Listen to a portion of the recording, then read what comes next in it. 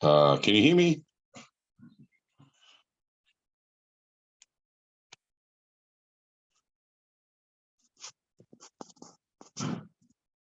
Two, 1, 2, 1, 2. I can't hear you or see you, Jack, if you can hear me.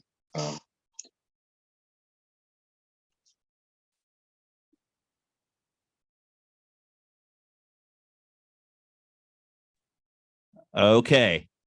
Can you hear me? Yeah, I can hear you. Just 1 second. Oh, awesome.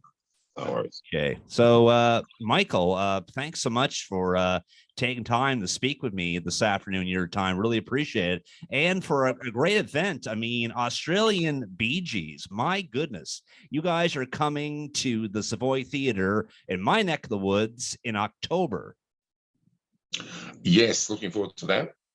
Oh, absolutely. Absolutely. So, tell me about your band members. What are their names? You do the singing of, is it Maurice or Barry? You do Yeah, Barry. Barry in the show.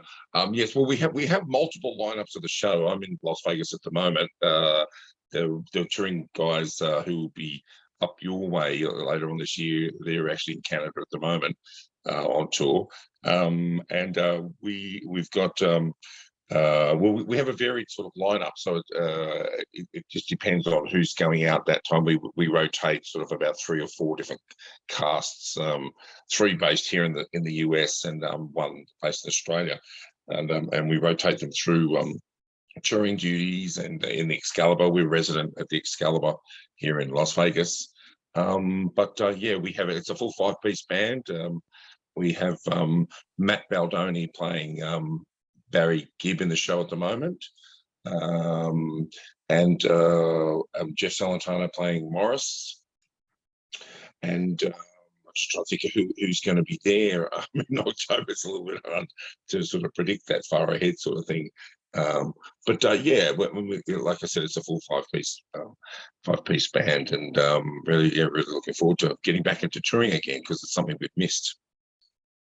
Oh, absolutely. Absolutely. And you guys are coming in October 12th, actually. That'll be on a Wednesday at the Savoy Theatre in Cape Breton, Nova Scotia, Canada, where I'm from. That's going to be great. It's going to be a great show. Excellent. Oh, so, I mean, think all the great songs over the years that this band had. I mean, with Barry, Robin, and Maurice. Now there's just Barry left, because Robin and Maurice have sadly passed away since then. Yes. But I mean, think of all the great songs they've had. Jive Talking, Staying Alive. My goodness. How Do You Mend a Broken Heart, which is the song really that put them on the top.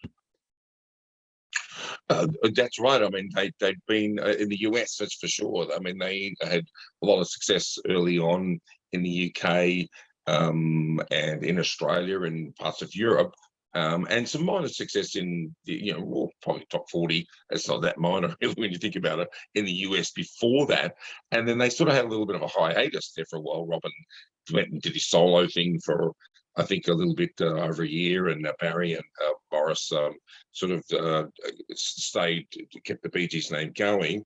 They even drafted their sister Leslie in for a little while as well.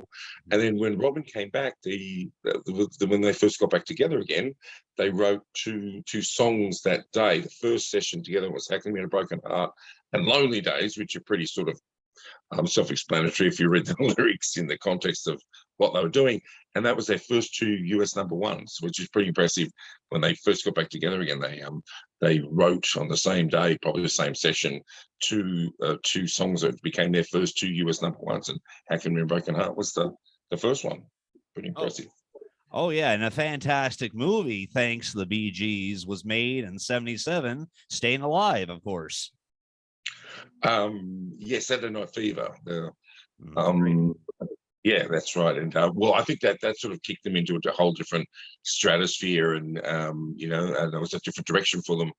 I suppose, sort of starting off as a sort of like Beatlesque, sort of balladish sort of band, moving more to an R&B direction, which is what they wanted, where they want to go. And that movie just cemented that for them. I mean, they were the biggest band in the world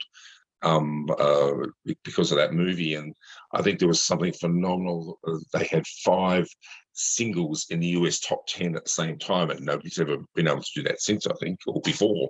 So that was pretty impressive. And then they also had hits for Andy around that time, and then other artists that were featured on the soundtrack, Yvonne Elliman, and so yeah, they just a hit machine in that period of the 70s for sure.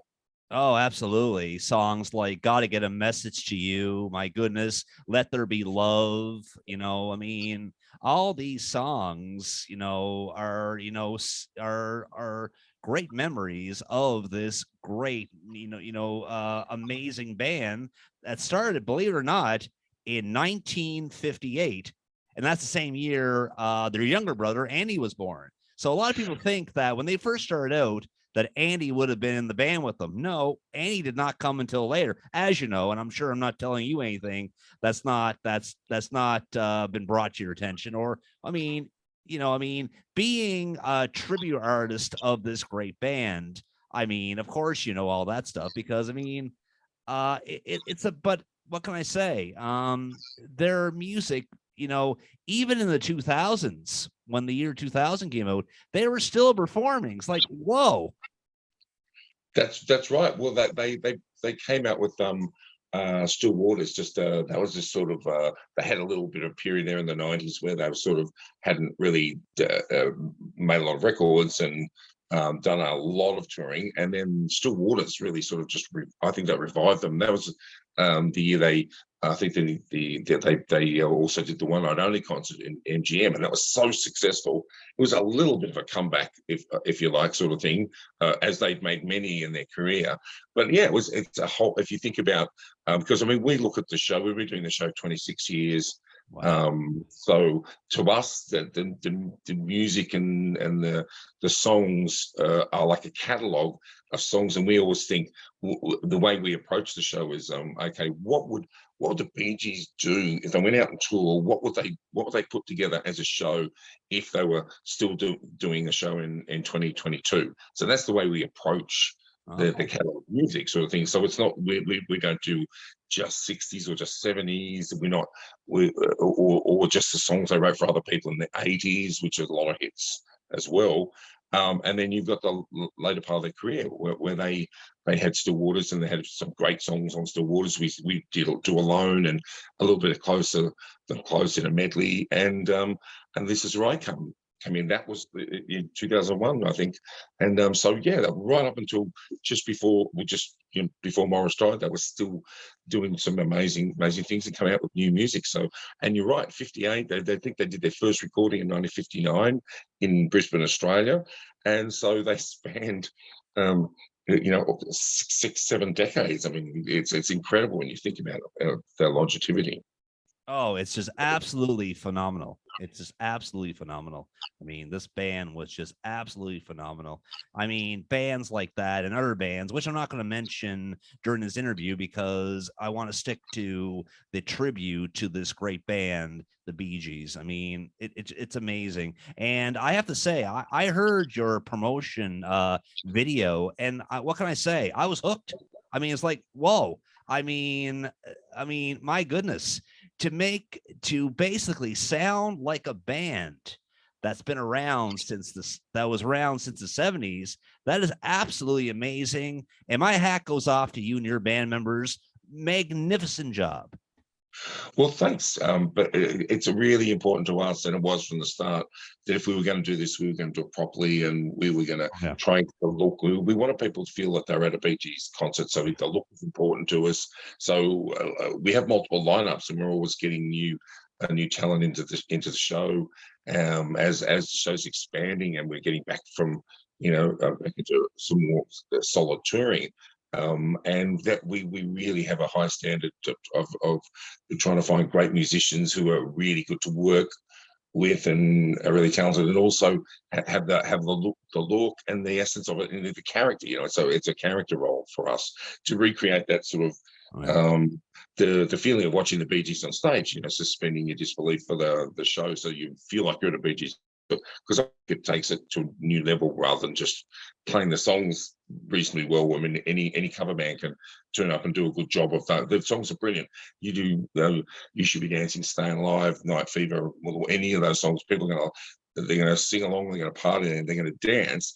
But to do a 2-hour show where you're really telling the story and trying to take people back to a different time, that's for us, that's the challenge, and that's what I think the show's been going for as long as it has, and we've been in Vegas for 11 years now, resident at the Excalibur, so, and that's just going from strength to strength. So I think that's, really connecting with Bee Gees fans is important for us, and I think to do that you really need to show them that you are sincere and serious about doing a great job, and then people will come and want to watch it, and that's been our sort of motto from word go.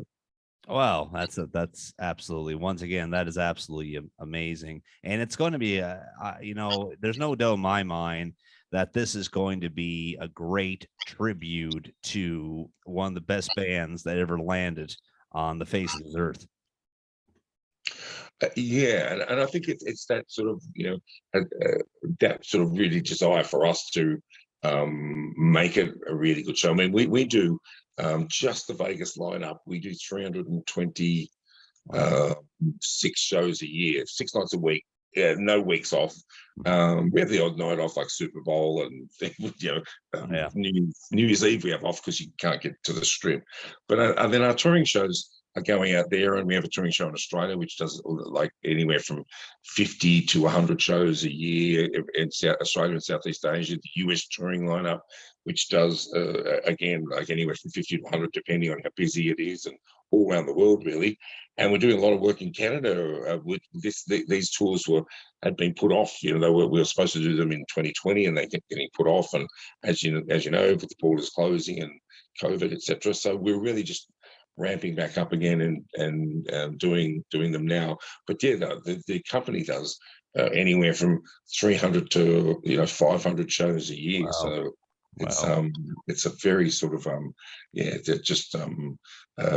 keep that sort of like that quality up. It's a real testament to the guys that we've got in the show, and that's why we have a big cast of people, because we have to rotate them through, as you can imagine. Oh, I can certainly imagine. Did you great band members get to meet any of the Bee Gees? No, we never did. We never really had the opportunity. We're sort of tucked down in Australia, a long way from everywhere. Oh, yeah. And it was funny, when the Bee Gees, they were doing one night only, the tour, I think that was I think it was the year after they did the MGM in '97. They did the tour, and I think it was 1999 when they did a big world tour, and their last show was in Sydney, and we had tickets to see that show. And we had a contract in Hong Kong for 3 weeks, just before that, and then it got moved back. So we had the choice between going and seeing the show or having to work, and we couldn't not do 3 weeks with work.